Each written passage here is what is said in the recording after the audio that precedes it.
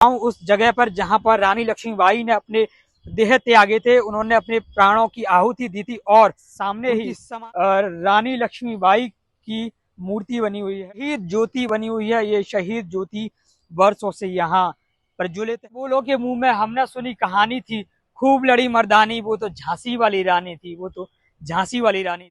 इतिहास के पन्नों में यह भी बताया जाता है कि चंद राजाओं ने वो गद्दारी की है, जिसकी वजह से रानी लक्ष्मीबाई को अपने प्राणों की आहुति देनी। हिंदुस्तान की पवित्र माटी में वैसे देखा जाए तो अनेक वीरों ने जन्म लिया है और अनेक वीर आज याद किए जाते हैं, उनको नमन किया जाता है। ऐसे ही एक ऐसे वीर के बारे में हम आपको बताने जा रहे हैं, उनकी वीर गाथा के बारे में बताने जा रहे हैं, वीर गति से जुड़ा हुआ किस्सा आपको बताने जा रहे हैं। चलिए आपको ले चलते हैं उस घटना स्थल पर, उस स्थान पर ले चलते हैं जो आज भारत के स्वर्णिम अक्षरों में उनका इतिहास लिखा गया है। चलिए आपको बताते हैं। बुंदेलो हर बोलो के मुंह में हमने सुनी कहानी थी, खूब लड़ी मर्दानी, वो तो झांसी वाली रानी थी। प्रसिद्ध कवयित्री सुभद्रा कुमारी चौहान की ये चंद लाइनें जब भी लोगों के जहन में आती हैं तो उनके मन में एक बार फिर से रानी लक्ष्मीबाई की यादें ताज़ा हो जाती हैं। रानी लक्ष्मीबाई जिनको हम इतिहास के पन्नों में पढ़ते हैं, उनको किताबों में पढ़ते हैं, उनके इतिहास को जब भी दोहराया जाता है तो हमें भारत की आज़ादी के बारे में याद आता है। भारत की आज़ादी के लिए रानी लक्ष्मीबाई ने अपना देह तक त्याग दिया था। रानी लक्ष्मीबाई के बलिदान से जुड़ी हुए किस्से को आज हम बताने जा रहे हैं। और मैं आज क्यों बता रहा हूं, क्योंकि आज है रानी लक्ष्मीबाई का बलिदान दिवस। तो चलिए आपको ले चलते हैं। मैं पहुंच चुका हूं उस जगह पर जहां पर रानी लक्ष्मीबाई ने अपने देह त्यागे थे, उन्होंने अपने प्राणों की आहुति दी थी और उनकी समाधि यहाँ बनी हुई है। ये रानी लक्ष्मीबाई की वो पवित्र समाधि है जहां पर उन्होंने अपने अंतिम पलों में अपने देह को त्यागा था और यहीं पर उनका अंतिम संस्कार कर दिया गया था। ठीक इसके सामने ही रानी लक्ष्मीबाई की मूर्ति बनी हुई है। रानी की ये मूर्ति के नीचे की बनी हुई है। ये शहीद ज्योति वर्षों से यहाँ प्रज्वलित है और यहाँ का जो पूरा प्लेस है, यहाँ के जो जगह है, उसको कहते हैं लक्ष्मीबाई शहीद स्मारक। तो ये शहीद स्मारक आप देख पा रहे हैं, ये है शहीद स्मारक, ग्वालियर में बना हुआ है। और ग्वालियर जहाँ रानी लक्ष्मीबाई ने अपने प्राणों की आहुति दी थी। लक्ष्मीबाई के किस्सों को हम अगर इतिहास के पन्नों को कुरेद के देखें तो थोड़ा हम गंभीर विषय में जाएंगे। और कहा जाता है कि जब लक्ष्मीबाई को झांसी के किले में अंग्रेजों द्वारा घेर लिया गया था तो उस दौरान अनेक उनके साथियों ने उनके साथ ही यह इतिहासकारों का ये मत है कि उनके ही आपसी लोगों ने उनके साथ छल किया।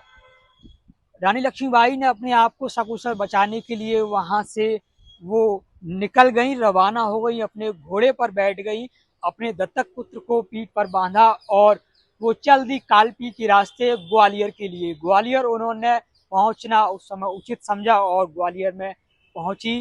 ग्वालियर के किले पर उन्होंने अपना आधिपत्य जमाया, वहां अंग्रेजों से लोहा लिया। लेकिन इतिहास के पन्नों में यह भी बताया जाता है कि चंद राजाओं ने वो गद्दारी की है, जिसकी वजह से रानी लक्ष्मीबाई को अपने प्राणों की आहुति देनी पड़ी। बताया जाता है कि मराठा शासकों में सिंधिया घराने से ताल्लुकात रखने वाले उस समय के तत्कालिक राजा ने उनके साथ, इतिहासकारों का मत है कि छल किया। अगर वो चाहते तो उनकी जान बच सकती थी, लेकिन रानी इस पूरे षड्यंत्र में घिर चुकी थी और आखिरकार उनके प्राणों की बलिदान, उनका देह यहाँ त्याग दिए गए। बताया जाता है कि जब ग्वालियर पर अंग्रेजों का शासन हुआ, अंग्रेज वहां पहुंच गए तो उन्होंने वहां से घोड़े समेत छलांग लगाई और वो नौगजा के रास्ते फुलवा पड़ाव, यानी कि ये जो आज जगह देख रहे हैं ये इसे कहते हैं पड़ाव, और यही शहीद रानी लक्ष्मीबाई का अंतिम पड़ाव कहा जाता है। और यहीं पर यहीं पास में ही अंग्रेजों द्वारा तलवार से उनके गर्दन पर प्रहार किया गया और लक्ष्मीबाई का सर धड़ से अलग हो जाता है। और यहाँ के उसके बाद लक्ष्मीबाई के उस पवित्र शरीर को यहाँ के ग्रामीण साधु संतों द्वारा वहाँ लाया जाता है और उनका अंतिम संस्कार किया जाता है। इतिहास में ये भी वर्णित है कि उससे पहले मैं आपको बता दूं कि ठीक सामने ही गंगादास की शाला बनी हुई है। यहाँ के साधु संतों ने अपना वो योगदान दिया जब लक्ष्मीबाई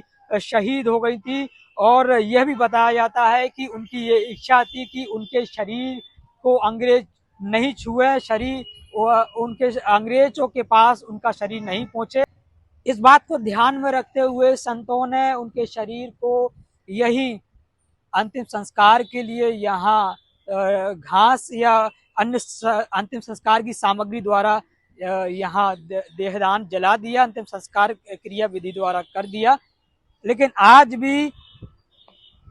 भी उन शासकों के कलंक से भरी हुई गाथा सुनाई जाती है, जिनकी वजह से रानी लक्ष्मीबाई कहीं ना कहीं उनको देह त्यागनी पड़ी, उनको अपने प्राणों की आहुति दी।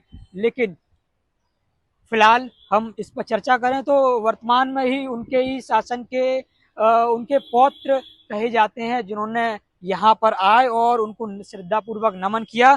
हालांकि ये इतिहास और वर्तमान से जुड़ी हुई बातें हैं, कुछ राजनीतिक लोग भी इसमें जुड़े हुए हैं, हम यही चर्चा करेंगे। 17 जून कुछ लोगों का कहना है 17 जून को बलिदान दिवस मनाया जाना चाहिए। रानी लक्ष्मीबाई ने इसी दिन अपने देह त्यागे थे। तो कुछ लोग 18 जून को कहते हैं। 18 जून को ग्वालियर में बलिदान दिवस मनाया जाता है, जहां एक दिन पहले रानी लक्ष्मीबाई जहां जिनका जन्म हुआ था, यानी कि झांसी से उनकी एक शहीद ज्योति लाई जाती है। और आप ठीक, मैं अपने सहयोगी को कहूंगा कि थोड़ा शहीद ज्योति की ओर बढ़ें और कैमरे के माध्यम से दिखाने का प्रयास करें।